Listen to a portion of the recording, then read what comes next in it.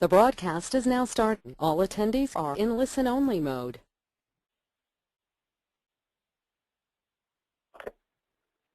Morning, folks. Jack Alsop here, even though it says Marina Brooks doing the talking. Marina's voice has dropped a few notches since she last spoke to you. Okay, my name is Jack Alsop. I'm obviously taking this session today, and the session's all about host versus guest backups. It is not my intention at all to bag anybody else's product. However, what I do intend to do is to give you some information about where I perceive the host-based compared to the Shadow Protect has some fundamental flaws that you need to take into account with your backups. So the first thing I'm going to start at, we're looking at my desktop here. I have some virtual machines running, okay? And if I just quickly pop into here, I have Shadow Protect running. These virtual machines that I have running are based on their VDI files or VMDKs or VHDs, whatever you're used to, are all sitting on that G drive. I'm just going to pause this job for the moment so that it won't interfere with what we're trying to achieve today, okay? But I have a Shadow Protect G drive backup configured for where all the VDIs and all those VDIs, folks, sit here, okay?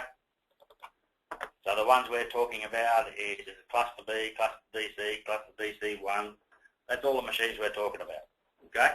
So implementation of your traditional style, host style backup, agreed? Whenever I run these machines, I normally turn off the Shadow Protect backups because the Shadow Protect backups at the host level, they don't know what's going on. So let's talk about some of these details, shall we? Here are, this one over here is a DC. This one here is, say, node A, I call it cluster DC, and the other one is cluster B. Cluster B, two nodes in a cluster. You can see the quorum disk and the shared data disk, okay? My question to you is always this. This is the first question I will always ask. Host-based backups. Does my laptop know everything there is to know about those three servers you see running on my machine? The DC, Cluster A, and Cluster B. Does it know everything about them? And the typical question here, folks, is all my laptop knows about is the physical disks where they sit, the virtual disks where they sit on a physical disk. That's all it knows about. It has no idea what the operating system is. It has no idea what applications are running inside these machines. And in this one in particular, folks, it has absolutely no idea where this quorum and shared data disk is stored. So if I was to back up this machine at the host level, the simple question is, does it know anything about these two disks? Could be some back-end SAN. Could be a nice SCSI target. It actually is a nice SCSI target here today, folks, but does my laptop know anything about them? The simple answer here, no. Okay? Does my laptop, down at the bottom level here, know what sort of data is stored on this quorum? Now look at this, we seem to have some sort of a SQL instance.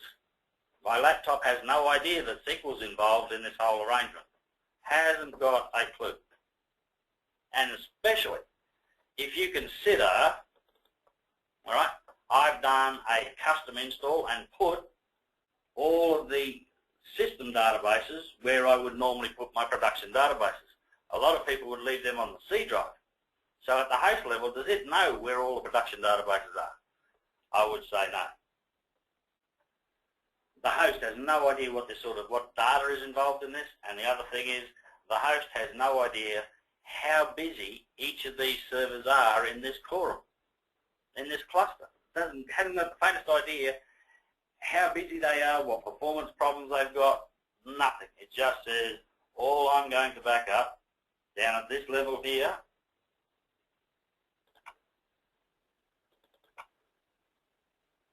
is that. Does that tell you anything about what's above it? No, it doesn't. Okay.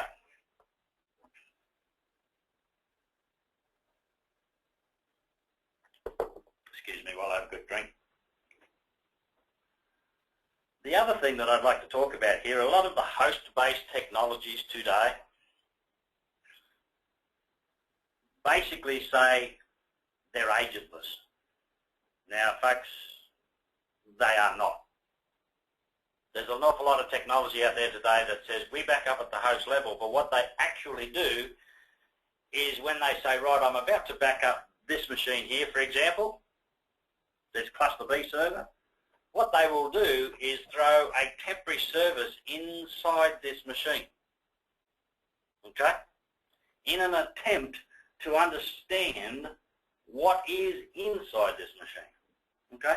Oh, you're a Windows 2008 R2 server. Great.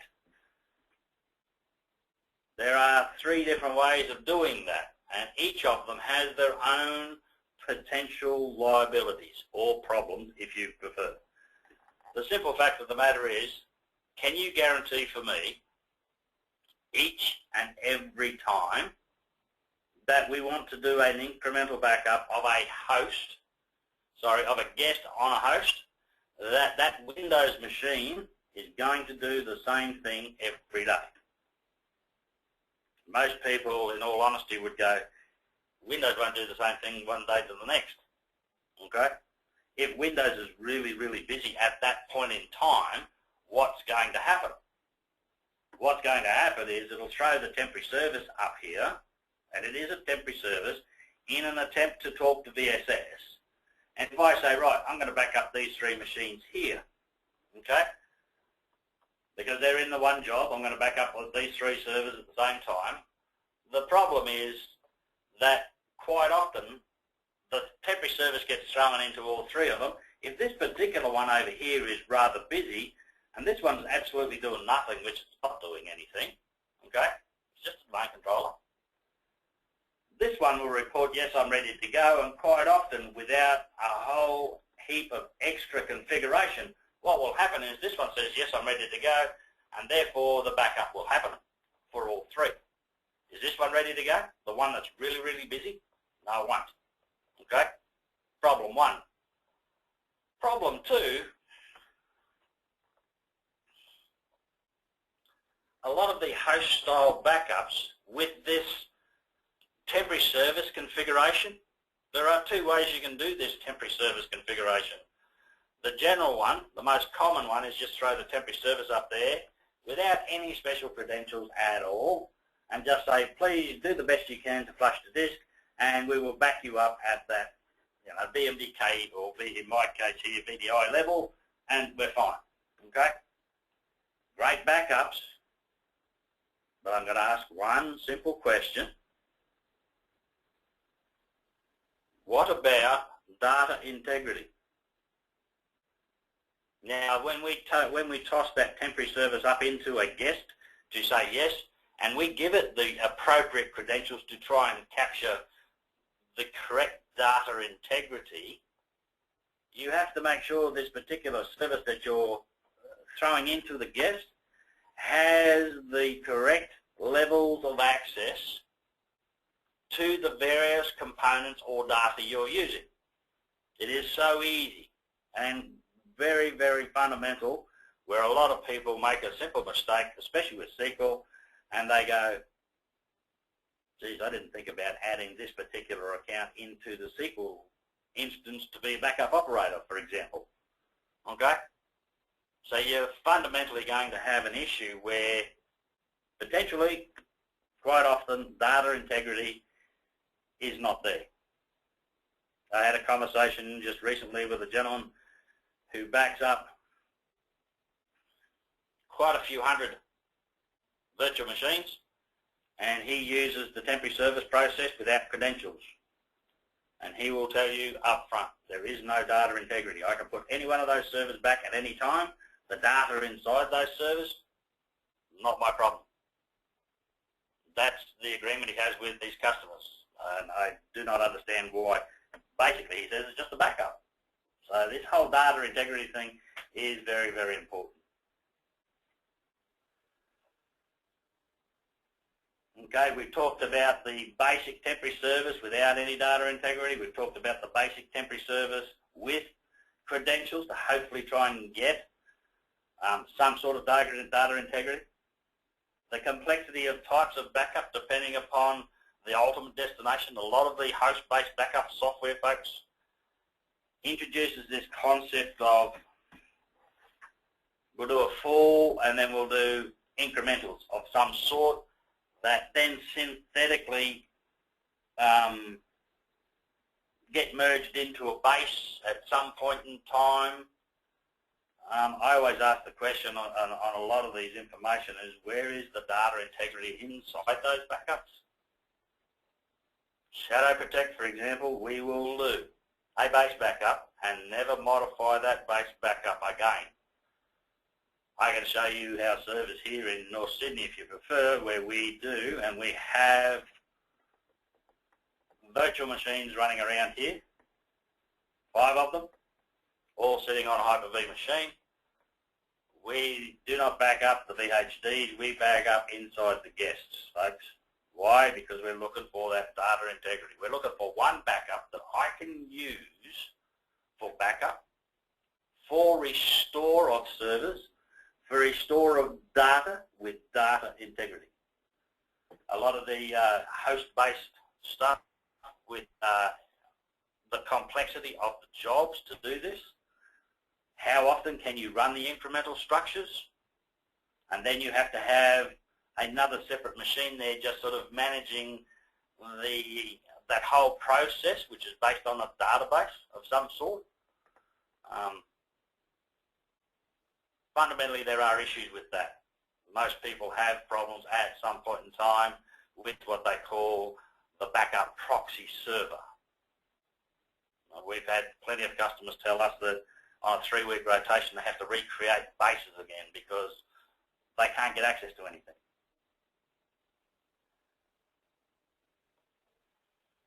And also, the modern thought process is about active and or synthetic full backups. Don't like people playing with the shadow, well, sorry, I don't like the way people try to play with the backups themselves and try to generate fulls synthetically out of a bunch of one full and a series of incrementals. I think there's fundamental issues with the way that happens. Any corruption at some point will get played in before it's even picked up through any verification process that there was a problem. Okay? Fundamentally wrong. I guess now what I'd like to say is the Shadow Protect, from the Shadow Protect perspective, we use the one backup for everything. Back up the machines, back up the data, recover the server, recover data, and we have integrity of the data built into our backups. The guest-based backup is the only backup that knows exactly where the guest has got data stored, knows exactly what the guest is up against in terms of performance issues. Host never knows. The guest will always know. Okay? We can use, for example, our one backup can then be used for replication. With some of the host-based systems, if you say, I'd now like to replicate, you have to go back and recreate the whole job structure to be able to then do it. You know, you hear mention of reverse incrementals and forward incrementals and how do I deal with this and how do I deal with that. With us, it's simple, folks, and I think that is the key to this whole functionality. This guest here knows everything there is to know about this guest. It knows, sorry, it knows what disks it's got, okay? Without a doubt, it knows what's going on, okay? Host-based hasn't got a clue.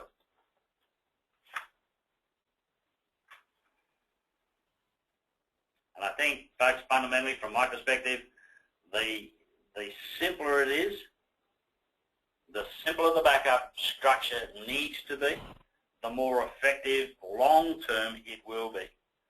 I can't see the sense in having to sit there and manipulate backup products to be able to say, oh, I now want to be able to have a restore of the server or restore of data. I'd like to have restore of data with integrity. I don't think that is long-term an effective solution. Okay? At that point, folks, I've said my basics of what I would like to cover off.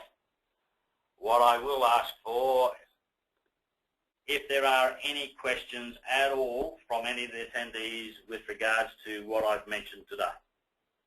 You notice specifically I haven't mentioned any particular style of host-based backup. I think they all fundamentally have a problem. Fundamentally they're flawed because they don't know what the guest is doing. My laptop hasn't got the faintest idea what this server's up to. And I think that is, from my perspective, the fundamentals that we need to get back to. Forget all the marketing hype. Let's just go back and say, what are we doing backups for? Now, StorageCraft has always been simple in its approach to the way it deals with this. We simply say, give me a backup that can be used for multiple purposes. Off-site archival, restoration of servers, restoration of data, and integrity of that data. One simple backup structure. And I guess that's what most people struggle to come to terms with. They think that Shadow Protect is too simple. Okay? We know backups work perfectly. We've concentrated more on how to do restores. Okay, we've got a question here from a gentleman. Can one single full backup and incrementals forever after that? Sir, if you wouldn't mind, I'd like to do just one little bit of a RDP session here, if you don't mind. If I can find the right session. And I'm going to go across to, well, I'm sitting in the Sydney office at the moment. I'm going to RDP across into our DR server. I'm not intending to show you anything specific, but let's look at this. Let me go to backup top shelf where my server's all back up to. Let's go to STC mail, shall we?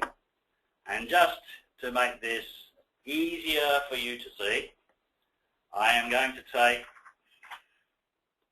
all of these superfluous files here. They're just bitmap files associated with pruning, MD5 files, that sort of stuff. And I'm just going to go shift delete and go away, leave me alone. Yes? Let's go to our E drive. And folks, look at this. The 8th of the 2nd, 2011 was when I did the base backup of our Exchange servers data partition. This is where our 5 information stores sit, okay, including the journaling one, okay. As you can see back in 3 o'clock on the 8th of the 2nd, the base backup of the E drive was a whopping 524K. Yes? There was no mailboxes. I hadn't shifted them at that point. I just started the backup process. You'll see here, however, there is a consolidated monthly that is considered to be the consolidated rolling monthly that represents the 30th of the 11th of 2013. Okay, the end of November of 2013. All of the collapse monthlies that happened between that point and this point have now been rolled into this particular file, 277, you work it out. Let's go properties.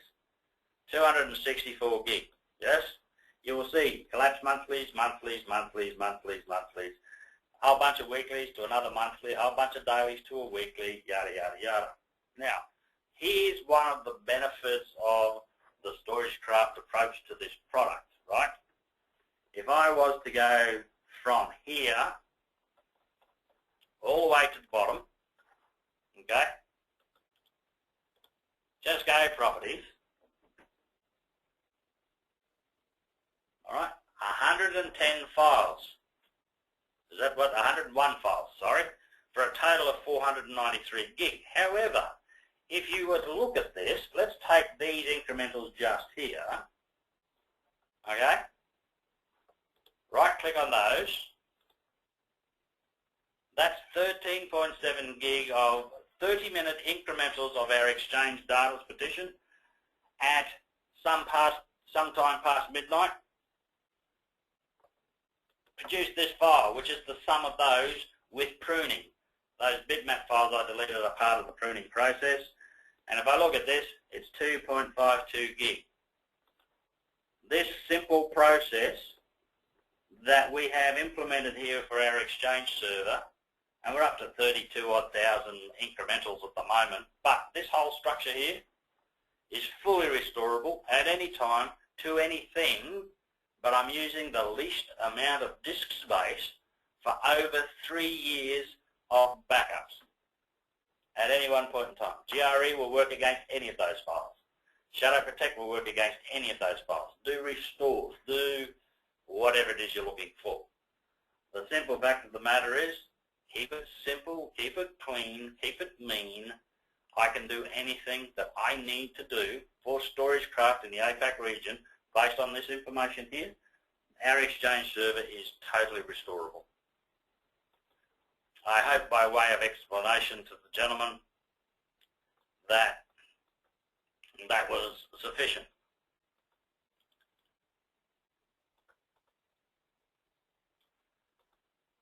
Is there support to back up volumes? This is another question from a gentleman. Is there support to back up volumes on a Windows 2012 with dedupe enabled? No, sir, there is not. Not with StorageCraft. There is no ability. The only two things we do not support on Windows at this point in time is the REFS petitions and the dedupe capability. Okay? It can become entirely confusing with that. We don't, at this point, support it at all. I'm sorry. Another quick question, obviously based on the information I showed before with our web server, is there an upper limit to the number of incrementable files? I have one in Brisbane that I've been using for a test bed for this specific reason. And perhaps the only thing I will say here is you'll notice here we don't modify the name of our backups because we know that E drive belongs to STC Mail, that's where it goes. The only limit that I have struck so far is a Windows-based error. The Windows-based information is when I go to mount this up. Okay, for example, I'm just going to double click on this monthly file here. Okay, simple little wizard. Hopefully it won't take too long to display it in the screen. It shouldn't take long at all. See that shortest path chain that it's got there?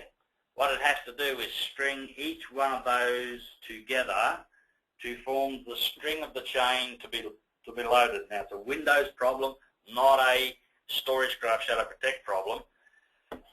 2008 R2 and earlier, the simple limitation is 256, I'm going to call it 56, it could be 54 or 55, but 256 characters in the path statement. 2012 has changed it, they've gone for 32 bytes, which is larger than the 256 characters, but it's still a Windows limitation about what's going on. Will I ever have a problem with our stuff? No, because of the shortened chain that I'm using based on Image Manager. But let me show you one other just out of curiosity. And I'll go to our E drive. Oh, I won't. We'll go to a D drive. You will see our D drive of this particular server, and this is for accounting reasons. I have not got a consolidated rolling monthly. And if you have a look at this D drive, how many files exist? Quite a few more. Does this thing have a problem mounting? No, sir, it does not. Okay? So let's see.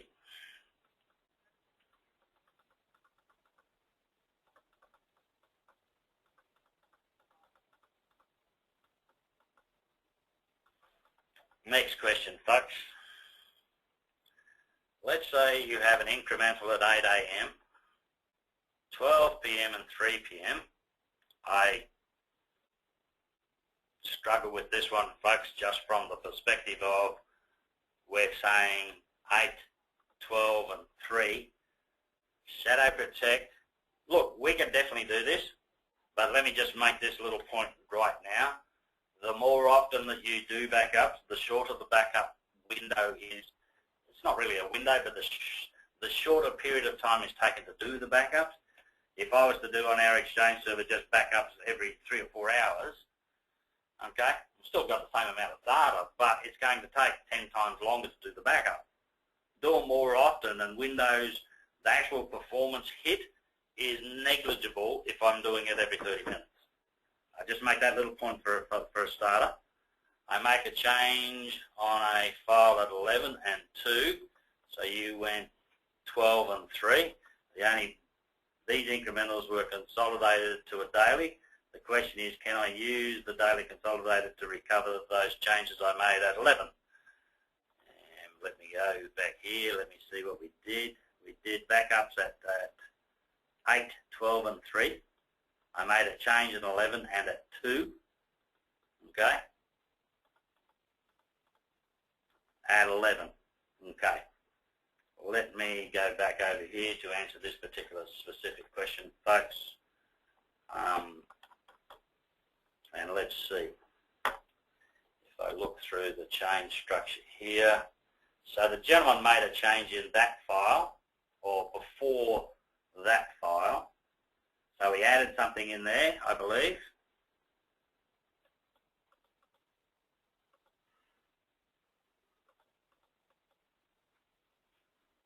Okay, so he made a change there, and he made a different change down here at, say, 2 o'clock. Was it the reversing the change that he made up here at 11 o'clock? Okay, or was it an extra change that was made at 2 o'clock? Basically, if the gentleman needs to go back to that particular version, he will need to mount that file to get the change out. If the change at 2 o'clock reversed the one at 11 o'clock, the collapse daily will have the last sector changes that happened, and that's what it references, just the last of the sector changes. Okay? It then becomes an image manager issue, like for file servers. If I go to our mail server, for example, I keep these 30-minute incrementals for 2 days.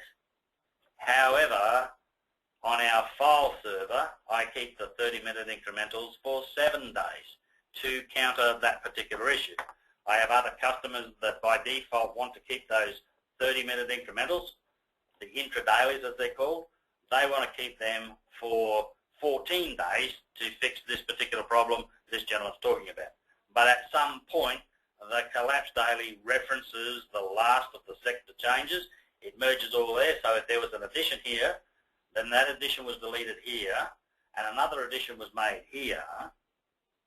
The deletion gets rid of the first addition, but the second addition will always be there. Okay, that's what's in the collapse daily. Hope that answers that particular question.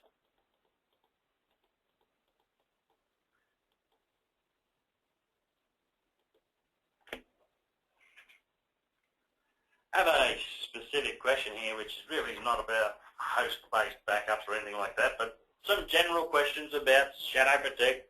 Quite happy for that.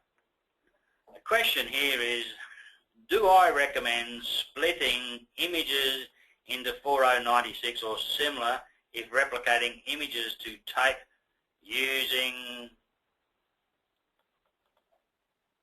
replicating SP images to tape? No, I certainly do not at all. I have a customer in Brisbane. Up until 2 weeks ago, the company policy nationwide for this company was, don't care what does the backups, you will put these backups to a tape for offsite archival.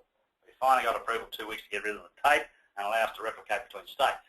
However, we never split a file, ever.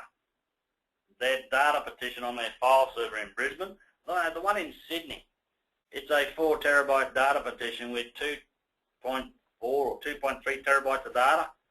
The actual backup was 1.2 terabytes. We didn't split it. The tape system loved it because there's no shoe shining on the tape drives. It just says, here's a chunky file, go for it as fast and as hard as you can. The tape systems actually like the larger files. I don't like splitting the files because inexperienced people get confused about what these split files are. Okay, I don't like splitting the files because, especially bases, because my bases are so critical to the whole process of what I'm trying to achieve. As you can see, I don't split anything. Okay, I hope that answers that particular question.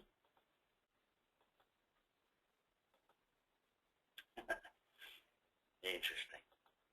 I have a question here. Using HSR, realistically, how quickly can you restore a server? Could I quote you an example, sir? The simple answer to this one is I was dumped. Company walked in our door, basically it shot themselves in the foot and said, we have to shift out of one data center and another data center and we got 3 weeks to do it in. And in that 3 weeks, we obviously need to do some testing to make sure that what shifts to the new data center is going to work for us. Basically, I was given on the day 4 hours to stand 124 servers from one data center in another data center. Now, obviously, I didn't start the backups on that, in that 4 hours. In the previous 4 days, I started the backups up. We did a whole test in the previous week and a half.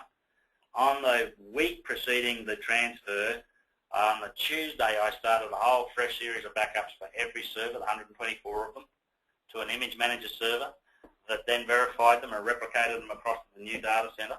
On the new data center, I had another image manager server pushing to 6 different LUNs on an ESX machine. Okay, so I started the HSR process and I just started pushing them across. Realistically, I stood 124 servers. I was given the 4 hours. I didn't make it. I didn't make it by 13 minutes. It took me 4 hours and 13 minutes to stand 124 servers in the new data center, sort out their IP addresses, because the data center had asked for 4 hours per server to change an IP address.